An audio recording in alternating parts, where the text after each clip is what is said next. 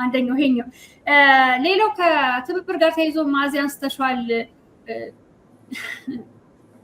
እኔ አንዳንድ የአማራ ምሁራን በጣም እኔ ከመጠቅለል በፊት የአማራ ምሁራን ስል ውጭ ሀገር ሆናችሁ በተለይም በየጊዜው ጽሁፍ የምታወጧላችሁ የአማራን ህዝብ ለመደገፍ በገንዘብ የአማራን ህዝብ ለመደገፍ በየትኛውም በሚዲያም በፋኖም ተፈናቃዮችን ሲባል ጊዜያችሁን ገንዘባችሁን የምትሰው በጣም አላችሁ። ሰልፍም ሲባል ሁልጊዜ እንደውም ተደጋጋሚ ፊቶች እስክናይ ድረስ በጣም ጥቂት ሆናችሁ ግን የብዙ ሰው ስራ የምትሰሩ አላችሁ። እናንተ ማለት አይደለም ግን አንዳንድ የአማራ ምሁራን አሉ የሆነ ቦታ ያደፍጡና የሆነች ነገር ከዛሬ 3 ዓመት ወይ 4 ዓመት በፊት የጻፉት ነገር ይኖራል። የሆነ ነገር ሲፈጠር ብዬ ነበር ለማለት የሚወጡ የአማራ ምሁራን አሉ። እንደ አማራ ምሁር ስለ ትብብር ስናነሳው ሚዲያው ላይ ሲነሳ ረዘም ላለ ጊዜ ሆኖታል። ትብብር ሊደረግ ነው መኖር አለበት የለበትም ሲባል የፋኖን ትግል ጊዜያቱን የሰነድ እገዛ ምናምን ትተሽው ስለ ትብብር ብቻ ስናወራ ቆይተናል። እነዚህ ኃይሎች ወይ ትብብር ያስፈልጋል ወይ ትብብር አያስፈልግም የሚል የትኛውንም አይነት ጽሁፍም ወይም ደግሞ በሚዲያ ቀርበው ማብራሪያ ሲሰጡ አትሰሚያቸው። ምንድነው ይሄ እንደ ልሂቃን ተብሎ እንደመቀመጣቸው ወይም ደግሞ ምሁር አንብበዋል ወይ መጽሐፍ ጽፈዋል ወይ የሆነ ነገር ብለው እንደተቀመጡ ሚዛን የሚደፋ ነገር ለህዝቡም ለትግሉም የሚደፋ ነገር ሲያስቀምጡ አታያቸው። ግን ቁጭ ይሉና ፋኖን ሂስ ለመስጠት ፋኖ እንዲህ ያደርጋል ለማለት ረዘም ያለ ጽሁፍ ጽፈው ይመጣሉ።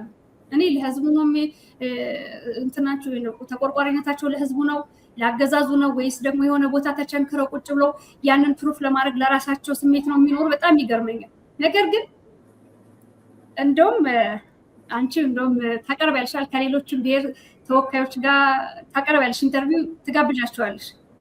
ስትጋብዣቸው ለተመልካቾች ልግለጸው የሌሎች ምሁራንን ስጋብዛቸው ይመቻቸዋል በዚህ ጉዳይ ቆይታ ልናደርግ ነው ስንላቸው ወዲያው ይመቸኛልም ከሆነ ይመቸኛል አይመቸኝም ከሆነ አይመቸኝም አጀንዳው ምን ነው ያወሯቸዋል። የአማራ ልሂቃንን ወደ ሚዲያ ለማቅረብ ለህዝባቸው ድምጽ እንዲሆኑ አማራጭ ሀሳብ ለትግሉም ውስብስብ ነገር ሲገጥመን እስኪ አማራጭ የምትሉትን ነገር አቅርቡ። ትግሉ እንዴት እየሄደ ነው? እኛ በምንለው ነው ወይስ ደግሞ እናንተ የተለየ አይን አላችሁ? እስኪ ሞስ በልመና አይመጡ በልመና ለምነናቸው ቀጥረናቸው ተለማምጠናቸው የሆነ የግል ጥቅም እኛም ለህዝብ ነው ድምጽ እየሆን ያለ ነው። የተለየ ጥቅም ቢኖርን ቲክቶክ ወይም ደግሞ ሌላ አማራጭ በግል ህይወታችን ቁጭ ብለን የሆነ አበባ ስጡን ምናምን ስንል ታገኙን ነበር። ለህዝብ ነው የተቀመጥነው፣ ለትግሉ ነው የተቀመጥነው። ኑና ሀሳባችሁን ወደ ሚዲያ አቅርቡ ስንላቸው እንደ አማራ ልሂቃን እኔ የተለመነ የሚለመንም አይቻልም።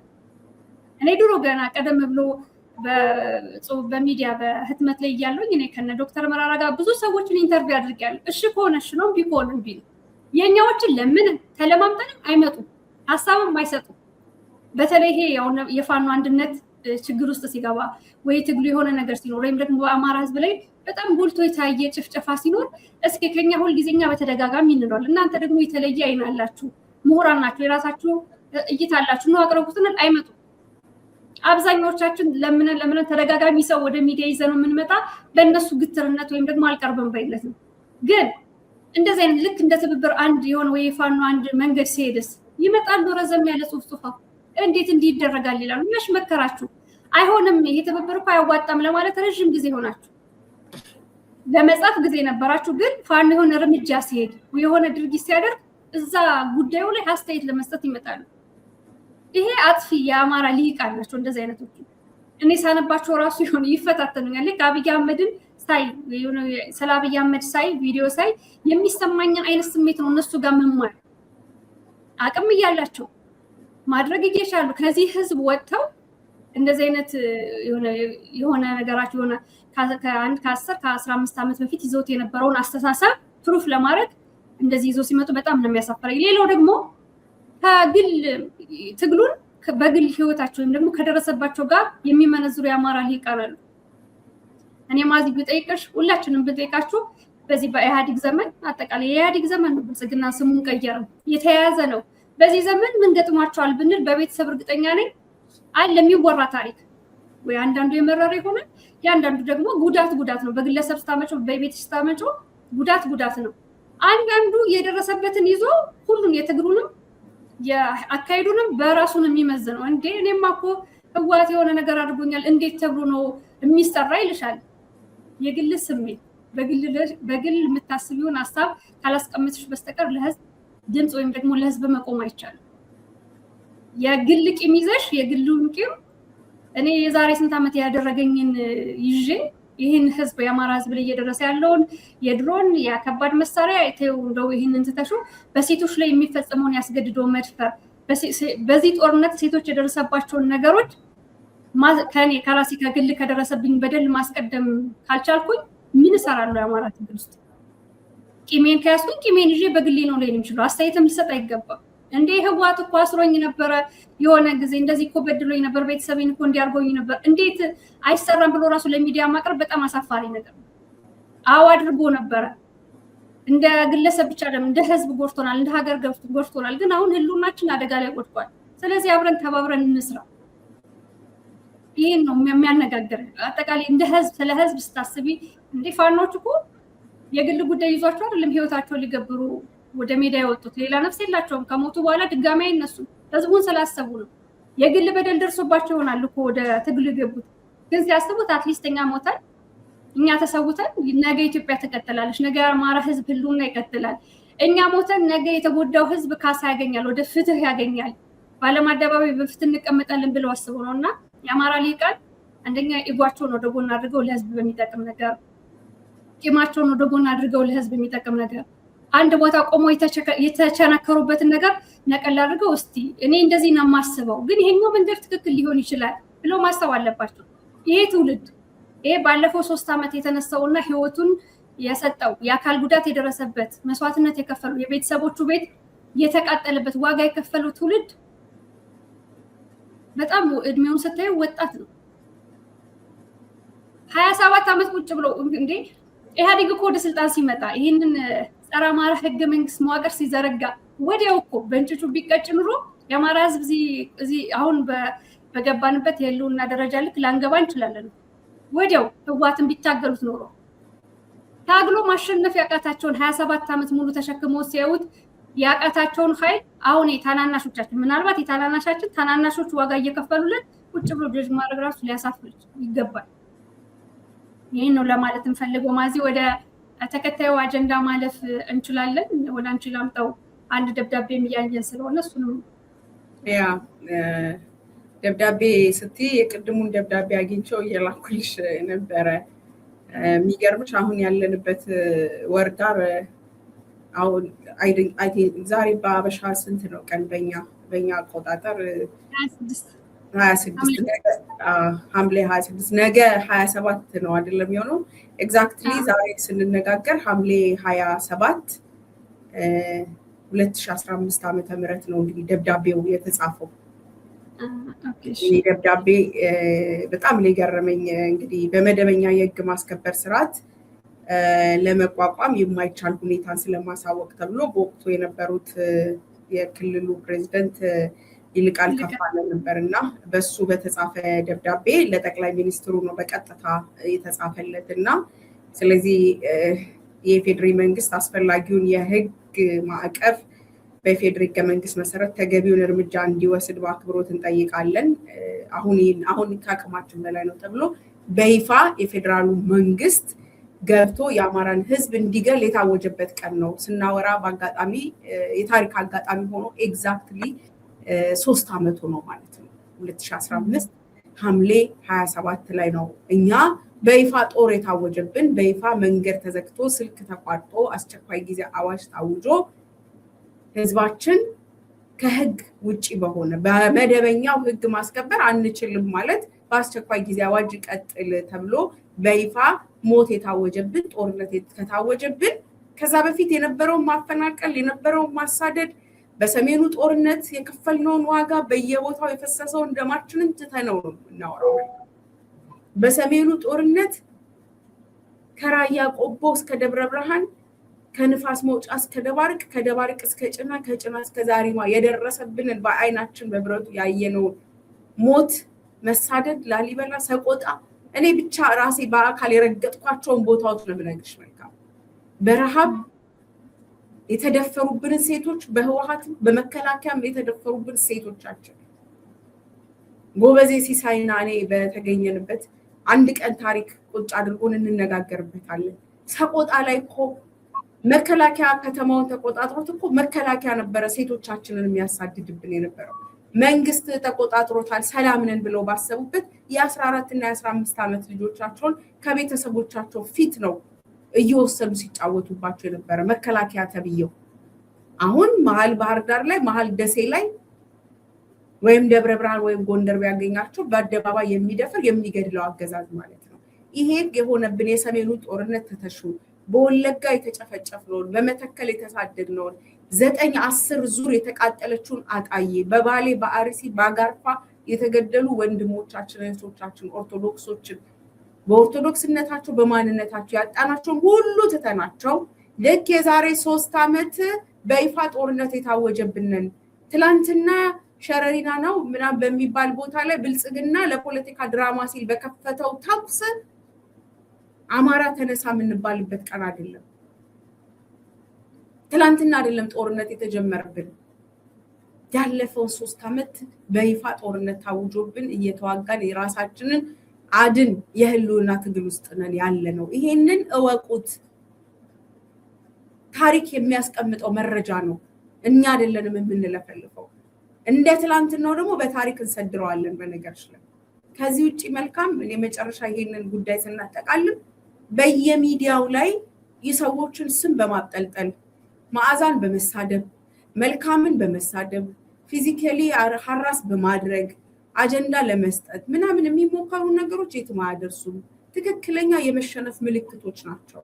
እኔ በፊት ምን አስብ ነበረ መልካም የኛ ታላላቆች የሆኑ ሰዎች ምናምን ሲናገሩ የትውልድ ነገር ይመስለኛል። ይሄ ባለጌ ሆኗል ትውልዱ ምናምን ሲሉ በቃ ያ ትውልድ ይሄኛው ትውልድ የሚመጣውን ዝም ብሎ እየተቸ ነው ምናምን ብዬ ስለማስብ ብዙ እንትን አልለውም፣ ትኩረት አልሰጠውም። እና አሁን አንዳንዴ ሳየው እውነታቸውን እንውላለን ምልሽ አሉ እኮ አዲስ አበባ ላይ እኔ እውነቴን ነው የምነግርሽ ከኔ ጋር ፎቶ ሰልፊ ለመነሳት መከራችንን ሲያበሉን የነበሩ ሰዎች እየተከታተሉ ከኛ ጋር ፎቶ ለመነሳት ፖለቲካ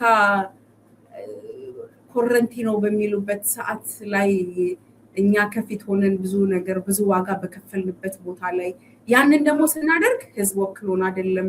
ህዝቡ በእናትሽ መዓዛ ነፃ አውጪኝ በእናትሽ መልካም ዜና ጻፊልኝ ብሎሽ አይደለም። ሰማያዊ ፓርቲ በጣም ከምወደው ሎጓችን ራሳችንን ነፃ በማውጣት የሀገራችንን እጣ ፈንታ እንወስን ነበር የሚለው የሰማያዊ ፓርቲ እንትኑ መርሁ ማለት ነው። ራስሽን ነፃ ስታውጪ ነው የሀገርሽን እጣ ፈንታ አብረሽ በጋራ ትወስኝ። በጣም የምኮራበት ለዚህ ነው። ምንም አይነት የኮንሲስተንሲ ጥያቄ ችግርም የለብንም ሁላችንም በዚህ ትግል እንቅስቃሴ ውስጥ ያለን ሰዎች ማለት ነው። እና ማናችንም ያን ስናደርግ ራሳችንን ነፃ ለማውጣት ነው። የሌላ ህዝብ አልቅሶ ምናምን ወደፊት ያመጣን ሰዎች አይደለም። በዛ በነፃ ማውጣት ሂደት ውስጥ ግን ነፃ ስትወጪ ነፃ የወጣ አይምሮ ሲኖርሽ አትሊስት ስለሌሎች ነፃነት ዋጋ ትከፍያለሽ። ከዛን ጊዜ ጀምሮ ኮረንቲኖ ባሉት ፖለቲካ ውስጥ ዋጋ የምንከፍልበትን ነገር ዛሬ መተው እንደዚህ ለመልስ እንኳን ለንግግር እንኳን በጣም አንቺ የምትሳቀቂበት እኔ እናቴ ስታሳድገኝ ጸብሽን አታርክሽ ትለኛለች። ማለት ለጸብ ራሱ ሰው መምረጥ አለብሽ ተብዬ ነው ያደረኩት። ስትጣይ የሚመጥንሽ ሰው በእውነት ነው የሚልሽ። እኔ ጸቤን ማርከስ ራሱ አልወድም እና ጸብሽን ራሱ የሚያረክሱብሽ ለትግል የማይመጥኑሽ ሰዎችን ስታይ የኛ ታላላቆች ኮምፕሌን የሚያደርጉ ልክ ነው አንድ አይነት እንዲህ አይነት ጀነሬሽን ተፈጥሯል እንዲህ የሚሉት ነገር ይመጣልና ለዚህ ነው ከዚህ በኋላ ማናቸውንም ሰዎች በስም ጠርተው ሲናገሩ በልካቸው ሐሳባቸውን ሐሳብ ካለው በስነ ስርዓቱ እንመልስለታለን። ከዛ ውጪ ግን ማንነታቸውን 1 2 3 እያልን እየተናገረ ነው የምንናገረው። የተደበቀ አጀንዳቸውን ሌላ ሰው ያውቀዋል ብለን ነው። እኔ በፊት ምን መሽልት ቆርጠሽ ፕሮግራም እንደው ይቅርታ ሁሉ ጠይቀሽኛል እኔንም ሌሎች አድማጭ ተመልካቾችንም ግን የብዙ ሰዎችን ኮሜንት ሳይ ከዛ በኋላ የደወሉልኝ ሰዎች ሳይ ጥፋተኝነት ተሰምቶኛል። መልካም ብዙ ሰዎችን ለካሳስቻለሁ ብዬ ምክንያቱም የተቆራረጠ ነገር ሰዎች ይልኩላቸዋል። በእርግጥ ማንኛውም ሰው ከፖለቲካ ንቁ የሆነ ሰው ፖለቲካ እናውቃለን የሚል ሰው የተቆረጡ ቪዲዮዎችን እንዲያይ ሪከመንድ አላደርግም። አያይም ብዬ ነው የማስበው። ምክንያቱም እንኳን የተቆረጠ ሀሳብ ይቅርና አንድን ነገር ኮንቴክስቱን መሰረት ካላደረገ አረፍተ ነገሩን የጨረሰ እንኳን ቢሆን ከዛ በፊት የተነገረውና ከዛ በኋላ የሚነገረው ነገር ፕሬሚስና ኮንክሉዥኑን ካልተረዳሹ ከኮንቴክስት ውጪ ልረዳው ይችላል ብዬ ስለማስብ እኔ እንደዛ ነኝ። አንድ ሙሉ ለሙሉ ከመጀመሪያ እስከ መጨረሻው ባላየሁት ሐሳብ ላይ በምንም ተአምር ሐሳብ ልሰጥ አልችልም። ቢያንስ አውዱን እንኳን መረዳት ያስፈልጋል። እንኳንስ አይደለም የሐሳቡን የመጀመሪያና የመጨረሻ ያንን እኔ እመክራለሁ። አንዳንዴ ያማቸዋል ይላሉ ማይልክልኝ ሰው የለም የተቆራረጠ ነገር ጀስት እንዳየው እንጂ የእውነት ነው ብለው ተረድተው አይመስለኝም ነበር። ግን ያሳስታል አይደል ትናንትና እና ሌላ ምን አለው መሰለሽ ክፍለ ሀገር ያሉ ኢትዮጵያ መሬት ላይ ያሉ ወንድሞቻችን ምናምን ትግሉ ላይ ያሉ ማህበራዊ ሚዲያውንም ስለሚያዩት እና ይልኩልኛል መዓዛ ይሄ እንዴት ነው ብለው ለካ የተቆራረጠውንም ነገር እንዴት አንደርስታንድ ያደርጉታል የሚለውን ነገር ማሳወቅ ተገቢ ነው። በአሁን ሰዓት እናቶቻችን አባቶቻችን ሳይቀሩ እጃቸው ላይ ብዙ የተቆራረጠ መረጃዎች ይደርሷቸውና አንዳንዴ ይደነግጣሉ። ስም ተቆርጦ ይገባበታል። እንዲህ አይነት ነገሮች በእርግጥ የሚያውቁን የሚከታተሉን ሐሳባችንን በተለያየ ጊዜ ኮንሲስተንት በሆነ መልኩ ስለምንገልጽ አንደርስታንድ ያደርጉናል።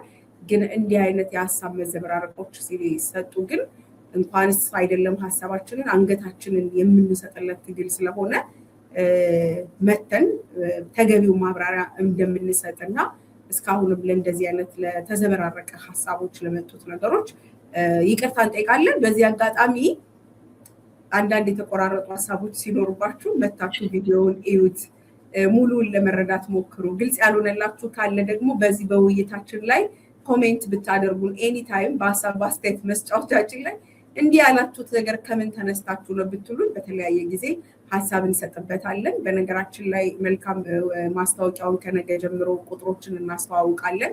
አድማጭ ተመልካቾችም ሐሳብና አስተያየቶቻቸውን የሚሰጡበት በሳምንት አንድ ቀን ፕሮግራም የሚኖረን ይሆናል። የመደወያ ቁጥሮችንም ከነገ ጀምሮ የምናስተዋውቅ ይሆናል። በዚህ አጋጣሚ መሬት ላይ ካለው ትግል በተጨማሪ ማህበራዊ ሚዲያው ላይ ያለውንም እያጠራ ነውና ዲስኮርሱን እየተቆጣጠር ነው እንደምንሄድ ነው በዚህ አጋጣሚ መግለጽ የምፈልገው።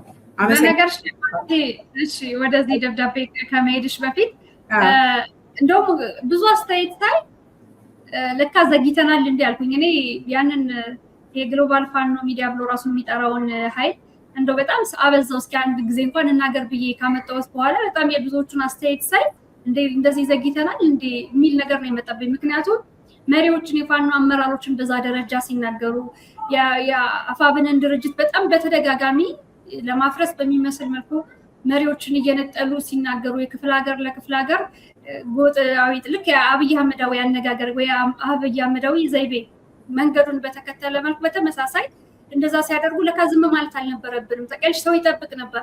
እንዴት ዝም አላችሁ? እንዴት መልስ አትሰጡም ብለን በጣም ጠብቀን ነበር። እንኳን ተናገራችሁ የሚል ብዙ ሰው ሳይ ገርሞኛልና አስተያየታችሁን የሁሉንም ወደ 200 ምናምን ሰው ነው የጻፈበት ኮሜንት በተመሳሳይ ልክ አይደሉም ግን እናንተ መናገር ነበረባችሁ፣ መሪዎችንም ድርጅቱን መጠበቅ ነበረባችሁ፣ እንደዚህ አይነት የተቀናጀ ስም ማጥፋት ሲፈጸምበት የሚል ኮሜንት አንብበናል። እኛ የቆምነው አፋብንን መጠበቅ፣ ትግሉን መጠበቅ የአማራን ሕዝብ መጠበቅ እስከሆነ ድረስ ይቀጥላል ማለት ነው። ይሄን ደብዳቤ ማዘብዳን ችላምታ